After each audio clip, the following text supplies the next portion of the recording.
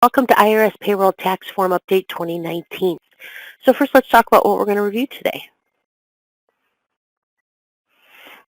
So first, we're going to talk about the quarterly tax reporting form. We're not going to spend a whole lot of time on the quarterly 941, just because there's not a whole lot of changes for 2019 for the 941. It was recently just released, but we will talk about some important things to remind you of and then what changes there are. The annual employee reporting, Form W-2, the IRS just released this yesterday.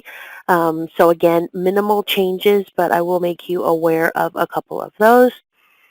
And then we're going to talk about the Form W-4. Form W-4 has probably had the most significant changes in the last couple of years due to tax reform that it has had over the life of the form. The form has not been one that has been changed a whole lot.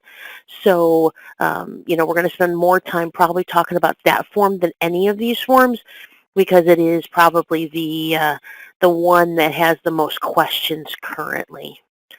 We're going to review how to handle an IRS dispute. So a lot of employers struggle with this. Hey, you know what? The IRS is saying that we didn't report properly or the amounts aren't right or something of that nature. And, how do I handle that? How do I handle, I've been sending the IRS my response and they continue to send me notices and bills. What do I need to do at this point? So we're just going to talk about that, make sure that you have the information you need to know how to handle that kind of situation when it comes up with the IRS as well. And then we will have a brief segment at the end for question and answers. So as you can see, we've got a lot to cover in a short period of time, so let's get started.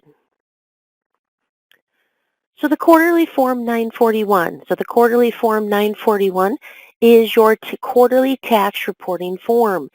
All employers who pay wages that are subject to withholding for federal income taxes, this includes sick pay or any supplemental unemployment benefits, or Social Security or Medicare taxes, must file a 941 form.